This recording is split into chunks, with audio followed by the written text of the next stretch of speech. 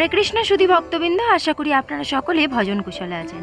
আজকে আমি আপনাদের সঙ্গে শেয়ার করব একাদশী বা Janmashtami special food cream recipe বা ফুড সালাডের রেসিপি। তার জন্য নিয়েছি কিছু ফল, ফ্রুট ক্রিম, দুটো এলাচ। আর কি ফল নিয়েছি চলুন একবার দেখিয়ে দিয়ে। নিয়েছি একটুখানি নারিকেল, একটু তরমুজ, 2 রকমের আঙুর, আর এদিকে নিয়েছি আপেল, কলা, আম, আর নিয়েছি একটা বেদানা বা ডালিম। কলাটা কিন্তু মাস্ট লাগবেই, আর অন্য যে কোনো ফল আপনারা ব্যবহার করতে পারেন। ফ্রুট ক্রিমে কলা ছাড়া কিন্তু একদমই ভালো লাগে না, বা আপনারা নিজেদের চয়েস মতো ফল নিতেও পারেন। তো আর নিয়েছি আমি এখানে কাজু কিশমিশ ভেজানো। তো ফলগুলোকে বেশ সুন্দর করে কেটে নিয়েছি নিজের পছন্দ মতো। আপনারা আপনাদের পছন্দ মতো কেটে নিতে পারেন, সঙ্গে একটু খেজুরও অ্যাড করতে পারেন। যাই হোক, আম আর কলা দিলে কিন্তু ফ্রুট ক্রিম খুব ভালো লাগে। এই দুটো এলাচকে একটু ফাটিয়ে নেব। এলাচ দুটো ফাটিয়ে নিয়ে তারপর আমি এতে দিয়ে দিচ্ছি পরিমাণ মতো চিনি। একটা বড় রকমের বাটি নিয়েছি যাতে আমি এই ফ্রুট ক্রিমটা করব। তো তারপর দিয়ে দিচ্ছি ফ্রেশ ক্রিমটা, আর আমি এখানে আমুলের ফ্রেশ ক্রিম ব্যবহার করছি। আপনারা চাইলে যে কোনো কোম্পানিরই ভালো ফ্রেশ ক্রিম ব্যবহার করতে পারেন, তবে একাদশীর দিন তো একটু দেখে শুনে ফ্রেশ ক্রিম ব্যবহার করা ভালো।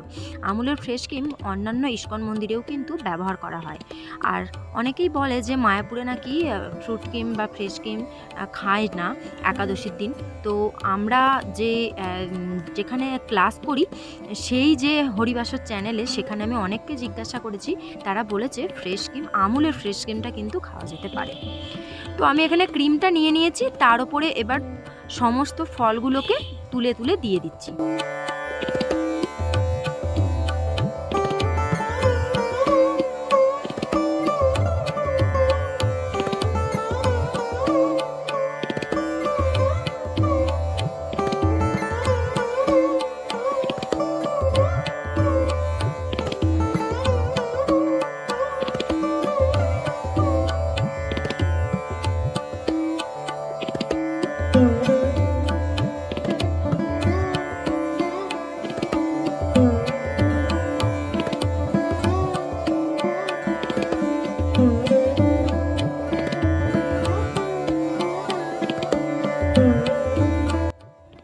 আমি এখানে একটা বড় চামচের সাহায্যে ফ্রেশ ক্রিম, চিনি আর ফলকুচনোগুলো বেশ সুন্দর করে মাখিয়ে নিচ্ছি। আপনারা চাইলে এখানে হাতও ব্যবহার করতে পারেন, যেহেতু ভগবানের ভোগ সবসময় সব কিছুতে হাত দিয়ে ঠিক ম্যাশ করতে ভালো লাগে না। আর হাত দিয়ে মাখালে কি হয়, কলাটা বেশ চটকে গলে যায়, ভালো লাগে না। সেই জন্য আমি সবসময় চামচই ব্যবহার করি। এই ফ্রেশ ক্রিম দিয়ে ফ্রুট ক্রিমের রেসিপিটা কিন্তু আমি এর আগে একবার শেয়ার করেছিলাম, কিন্তু তখন আমি বাইরের দুধ ব্যবহার করেছিলাম। একাদশীর দিন কিন্তু গরুর দুধ ছাড়া অন্য দুধ খাওয়া যায় না। সেই জন্য এই ফ্রেশ ক্রিমটা যেহেতু ইস্কন থেকে খেতে বলা হয়েছে, সেই জন্য এই ফ্রেশ ক্রিমটাই ব্যবহার করি। যাই হোক, আমি নুন দিতে ভুলে গিয়েছিলাম, সেই জন্য অল্প 1 চুটকি এখানে সিন্ধুক নুন দিয়ে দিচ্ছি। নুন দিলে যে কোনো মিষ্টি জিনিসে কিন্তু স্বাদটা খুব সুন্দর হয়।